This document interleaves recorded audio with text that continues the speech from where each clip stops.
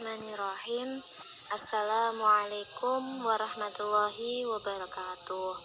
Perkenalkan, kami dari kelompok 4 yang beranggotakan Selviana Putri, NIM 014, Afifah Fatin Hilmina, NIM 107, Hesti Indah Ayu, NIM 111, dan Nur Aini Amalia Sita, NIM 128.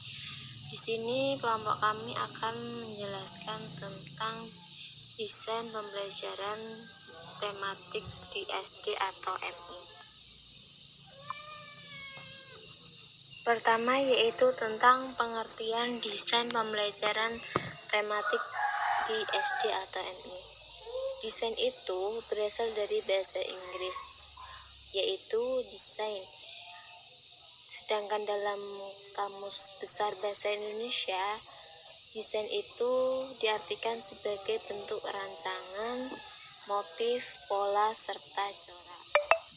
Sedangkan pembelajaran itu sendiri yaitu tentang bagaimana suatu proses atau cara pembuatan menjadikan orang untuk belajar. Nah, hakikat pembelajaran adalah proses menjadikan orang agar mau belajar dan mampu belajar melalui berbagai pengalamannya agar tingkah lakunya dapat berubah menjadi lebih baik lagi. Jadi hakikat pembelajaran itu proses di mana seseorang itu agar mau belajar sehingga mampu dalam berbagai pengalamannya serta tingkah lakunya itu menjadi lebih baik lagi. Kemudian, desain pembelajaran adalah rancangan yang di dalamnya berbentuk rangkaian prosedur sistematis mencakup seluruh proses pembelajaran dari awal sampai akhir dengan mengkolaborasikan teori, model, dan media pembelajaran sesuai materi sehingga menghasilkan perangkat pelajaran. Jadi desain pembelajaran itu tentang mengelaborasikan tentang teori, kemudian model, dan media sesuai materi.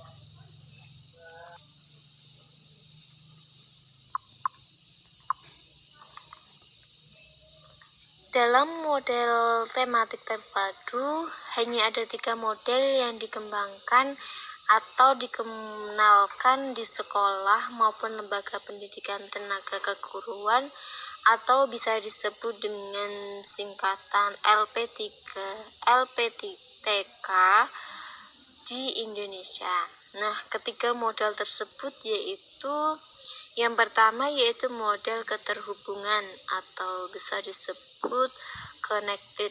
Kemudian yang kedua model jaring laba-laba atau webbed, dan yang ketiga itu model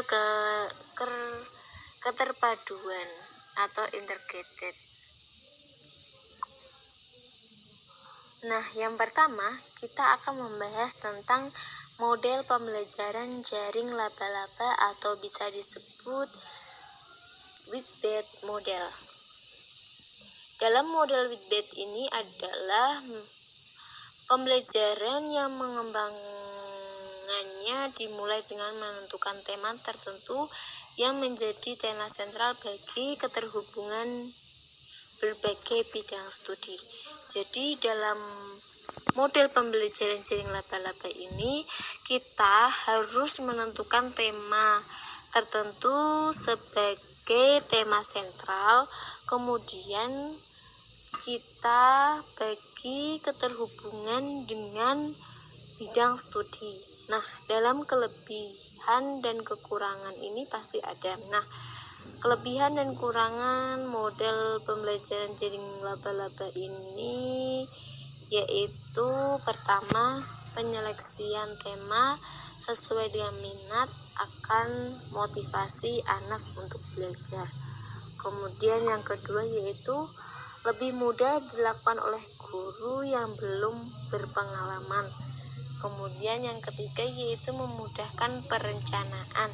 Kemudian yang keempat yaitu pendekatan tematik dapat memotivasi siswa. Dan yang kelima yaitu memberikan kemudahan bagi anak didik atau peserta didik dalam melihat kegiatan-kegiatan dan ide yang berbeda yang terkait. Kemudian kalau ada kelebihan pasti juga ada kekurangan. Di antaranya yaitu pertama, sulit dalam menyeleksi tema. Kemudian yang kedua yaitu cenderung untuk merumuskan tema yang dangkal. Dan yang terakhir yaitu dalam pembelajaran guru lebih memusatkan perhatian pada kegiatan daripada pengembangan konsep. Nah, dalam model jaringan laba-laba ini juga memiliki contoh. Di antaranya yaitu pada model pembelajaran tematik jaring laba-laba, guru menyajikan pembelajaran dengan tema yang menghubungkan antar mata pelajaran.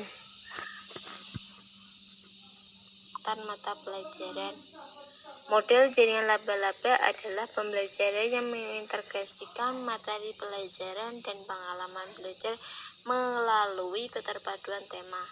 Tema menjadi pengikat keterkaitan antara satu mata pelajaran dengan mata pelajaran lainnya. Jadi model laba-laba ini guru atau pendidik memberikan pembelajaran dengan tema yang menghubungkan antar mata pelajaran lainnya. Kemudian model yang kedua yaitu model pembelajaran keterhubungan atau bisa disebut connected. Nah, dalam model pembelajaran terpadu tipe connected atau keterhubungan pada prinsipnya mengupayakan adanya keterkaitan antara konsep, keterampilan, topik, ide, kegiatan dalam suatu bidang studi. Dalam model ini tidak melatih siswa untuk melihat suatu fakta dari berbagai sudut pandang. Karena dalam model ini keterkaitan materi hanya terbatas pada satu bidang studi saja. Sehingga dalam menghubungkan beberapa materi atau konsep yang saling berkaitan dalam satu bidang studi, kemudian materi yang dipisah-pisahkan akan tetapi mempunyai kaitan dengan sengaja dihubungkan dan dipadukan dalam suatu topik tertentu. Nah, dalam model pembelajaran keterhubungan atau bisa connected ini memiliki beberapa kelebihan dan kekurangan. Nah, kelebihannya yaitu guru dapat melihat gambaran yang menyeluruh dan kemampuan indikator yang digabungkan, sehingga memiliki dampak positif dari mengaitkan ide dalam suatu bidang studi adalah siswa memperoleh gambaran yang luas dalam bidang studi tersebut.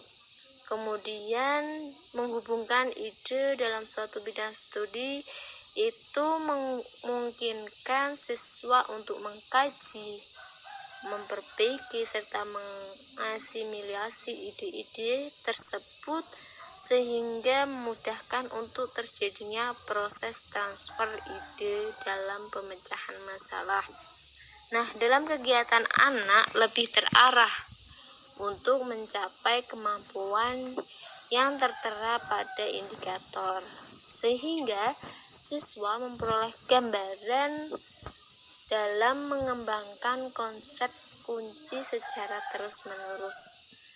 Kemudian terjadilah proses internalisasi menyeluruh suatu konsep, sehingga pengetahuan akan semakin mudah karena konsep pokok telah dikembangkan terus-menerus. Siswa dapat memperoleh gambaran yang lebih jelas dan luas dari konsep yang dijelaskan. Kemudian selanjutnya yaitu tentang kekurangan.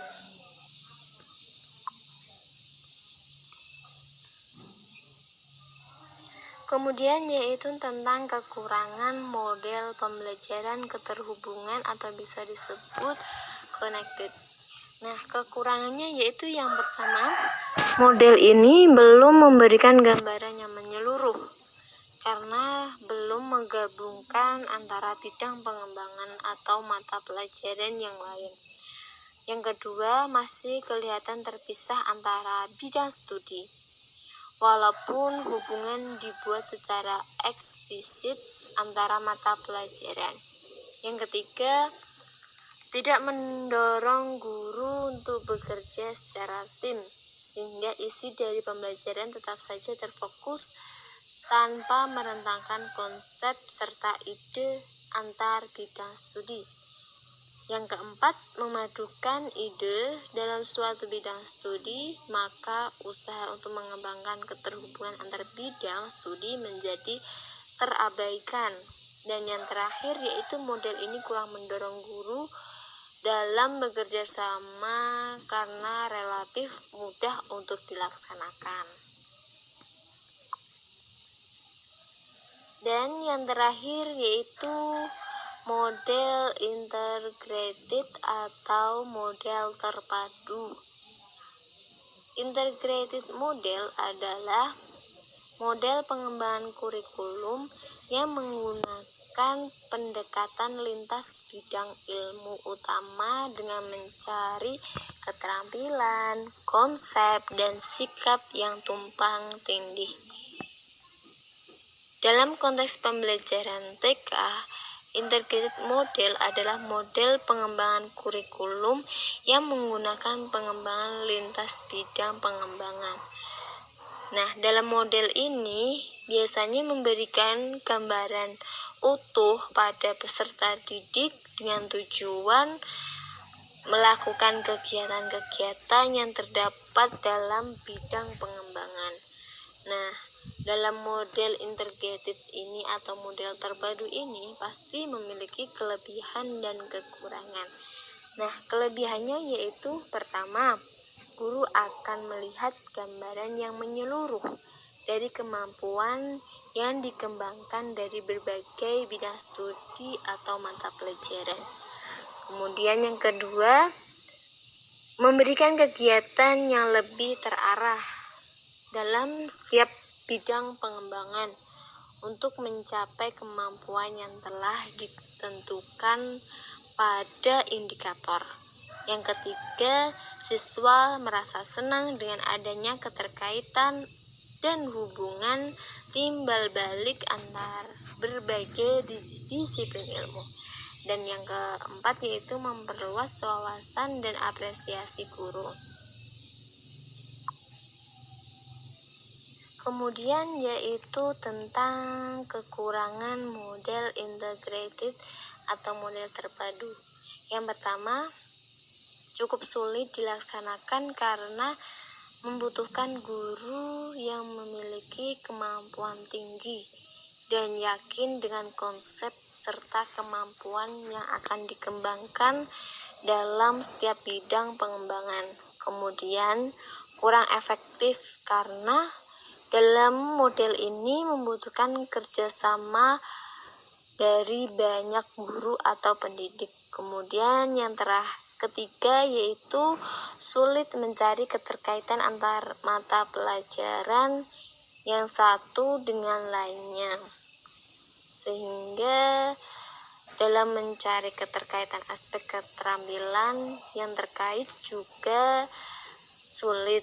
Kemudian yang keempat yaitu membutuhkan banyak waktu pada beberapa mata pelajaran untuk didiskusikan guna mencari keterkaitan dan mencari tema, sehingga dalam model pembelajaran integrated ini membutuhkan banyak waktu dalam menentukan atau mendiskusikan mata pelajaran.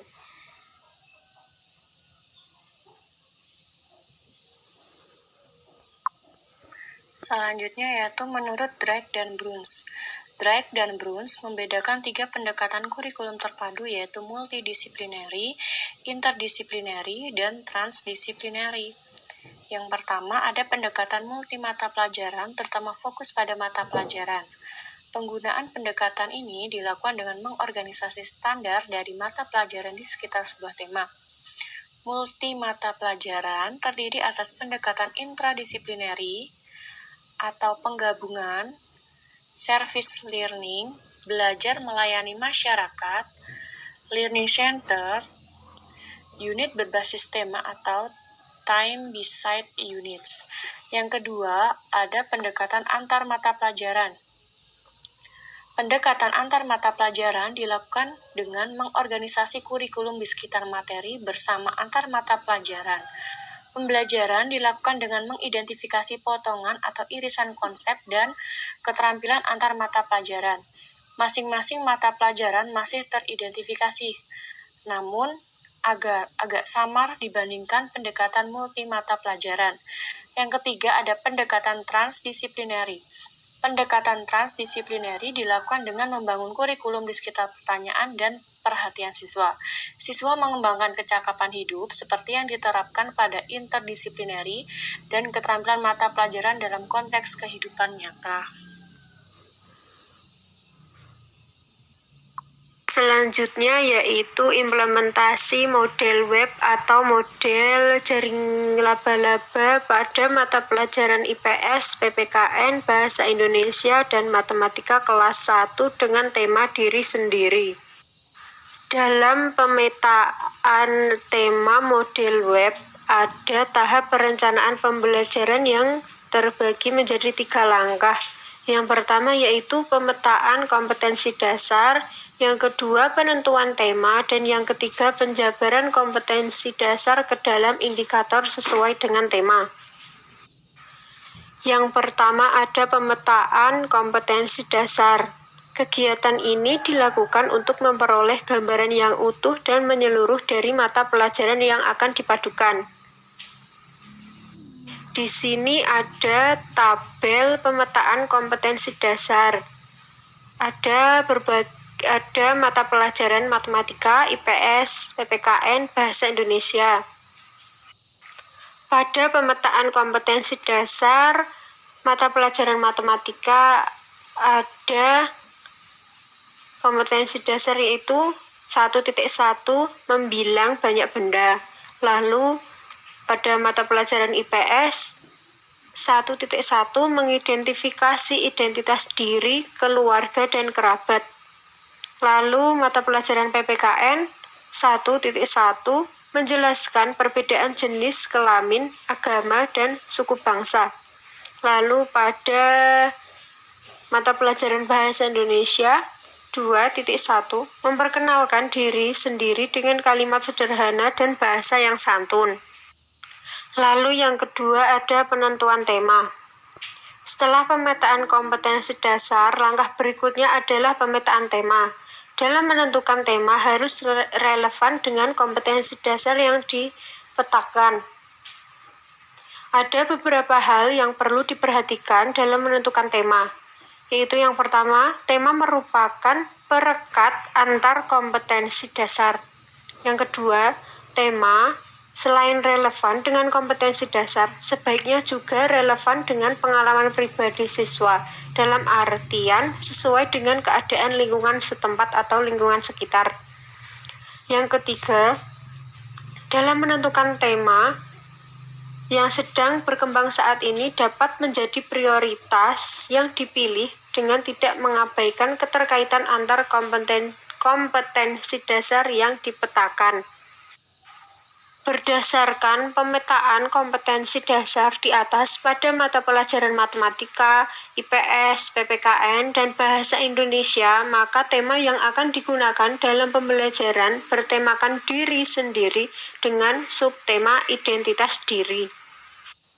Lalu yang ketiga ada penjabaran kompetensi dasar dalam indikator. Di sini sudah tertera tabel dan dapat dibaca sendiri ya teman-teman.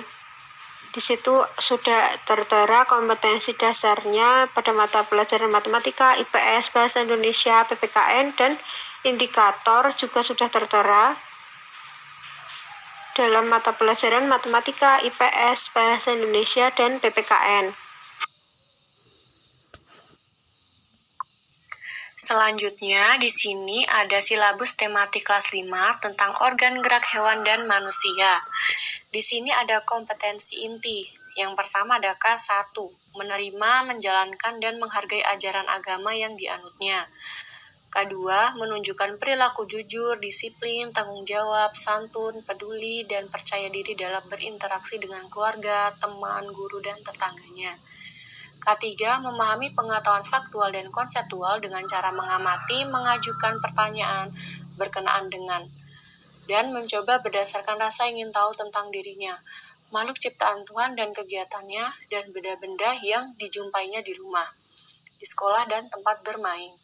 Yang keempat, menyajikan pengetahuan faktual dan konseptual dalam bahasa yang jelas, sistematis, logis, dan kritis, dalam karya yang estetis, dalam gerakan yang mencerminkan anak sehat, dan dalam tindakan yang mencerminkan perilaku anak beriman dan berakhlak mulia.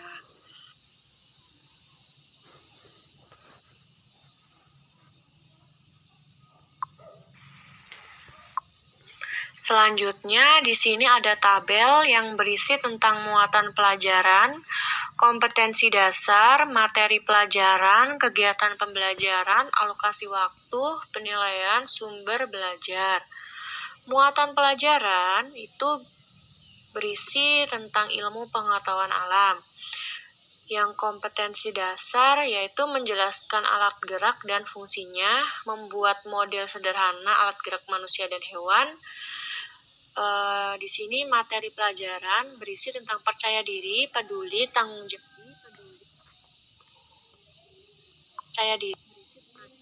berisi tentang percaya diri, peduli, tanggung jawab, dan disiplin. Ide pokok dan organ gerak manusia dan hewan. Kegiatan pembelajaran membaca bacaan tentang organ gerak hewan dan manusia, menentukan ide pokok paragraf dalam bacaan, alokasi waktu 24 JP. Penilaiannya itu meliputi sikap seperti jujur, disiplin, tanggung jawab, santun, percaya diri, dan kerjasama. Jurnal, catatan pendidik tentang sikap peserta didik. Sumber belajar yaitu buku guru, buku siswa, aplikasi, media SCI, internet, dan lingkungan.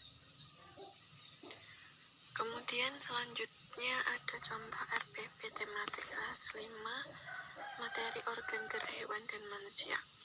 Satuan Pendidikan SDN Gelar 2, kelas 5 semester 1, tema diri sendiri, subtema identitas diri, muatan terpadu kita ambil IPA, alokasi waktunya 1 hari. Ada kompetensi inti. Yang pertama, menerima, menjalankan, dan menghargai ajaran agama yang dianutnya. Yang kedua, menunjukkan perilaku jujur, disiplin, tanggung jawab, santun, peduli, dan percaya diri dalam berinteraksi dengan keluarga, teman, guru, dan tetangganya, serta cinta tanah air. Yang ketiga, memahami pengetahuan faktual dan konseptual dengan cara mengamati, mengajukan pertanyaan berkenaan dengan, dan mencoba berdasarkan rasa ingin tahu tentang dirinya, makhluk ciptaan Tuhan dan kegiatannya, dan benda-benda yang dijumpainya di rumah, di sekolah, dan tempat bermain. Yang keempat, menyajikan pengetahuan faktual dan konseptual dalam bahasa yang jelas, sistematis, logis, dan kritis, dalam karya yang estetis, dalam gerakan yang mencerminkan anak sehat, dan dalam tindakan yang mencerminkan perilaku anak beriman dan berakhlak mulia. Yang selanjutnya ada kompetensi dasar dan indikator. Kompetensi dasar 3.1 menjelaskan alat gerak dan fungsinya. Yang 4.1 membuat model sederhana alat gerak manusia dan hewan. Indikatornya menyebutkan alat gerak hewan dan manusia. Kemudian ada tujuan pembelajaran. Dengan membaca teks tentang organ hewan, gerak hewan, dan manusia, siswa dapat menyebutkan alat gerak hewan dan manusia secara benar. Kemudian ada materi pembelajaran. Yang pertama ada ide pokok dan organ gerak manusia dan hewan. Yang kedua, cara menentukan ide pokok bacaan. Kemudian ada metode pembelajaran, yaitu kolaborasi metode ceramah, diskusi, refleksi, dan tanya jawab dilaksanakan secara kontekstual dengan pendekatan saintifik. Kemudian media atau alat dan sumber belajar. Ada buku guru, buku siswa, aplikasi media SCI, internet, dan lingkungan. Kemudian langkah-langkah kegiatan pembelajaran. Yang pertama ada pendahuluan. Untuk kegiatannya, guru memberikan salam dan mengajak siswa berdoa. Yang kedua, guru mengajak kehadiran siswa. 3, guru menyampaikan tujuan pembelajaran. Keempat, guru memberikan kesempatan untuk melakukan kegiatan literasi. Untuk alokasi waktunya 20 menit. Kemudian ada kegiatan inti. Yang pertama, siswa mengamati gambar dan percakapan tentang organ gerak hewan dan manusia. Yang kedua, guru membimbing siswa dalam hal ini.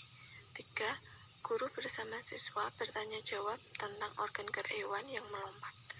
Yang keempat, siswa menuliskan kesimpulan hasil tanya jawab. Yang kelima, guru memberikan penguatan kepada siswa mengenai kesimpulan yang diambil. Yang keenam, siswa diberikan kesempatan untuk bertanya dan memberikan tanggapan. Untuk alokasinya 180 menit. Kemudian, kegiatan yang terakhir yaitu penutup. 1, siswa membuat kesimpulan kegiatan pembelajaran hari ini. Yang kedua, siswa menuliskan refleksi dari kegiatan yang telah dilakukan. Dan yang terakhir, kelas ditutup dengan doa bersama dipimpin salah seorang siswa. Untuk alokasi waktunya 10 menit. Kemudian yang terakhir ada penilaian. Yang pertama, teknik. Penilaian autentik 3 ranah pendidikan dalam bentuk jurnal dan observasi singkat, tes tulis, dan unjuk kerja. Yang kedua, instrumen penilaian dan pedoman penskoran. Ada penilaian pengetahuan yaitu berupa soal uraian dan penilaian keterampilan berupa lembar kerja peserta didik dan rubrik penilaian.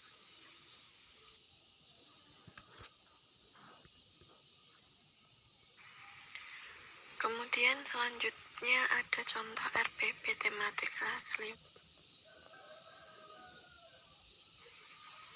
Selanjutnya ada kesimpulan. Kesimpulan dalam pembelajaran kali ini yaitu desain pembelajaran adalah rancangan yang di dalamnya berbentuk rangkaian prosedur sistematis mencakup seluruh proses pembelajaran dari awal sampai ke akhir. Desain pembelajaran sangat diperlukan dalam pembelajaran agar pembelajaran menjadi lebih bervariatif serta siswa juga dapat dengan mudah menangkap materi-materi yang sudah dijelaskan oleh pendidik di dalam kelas.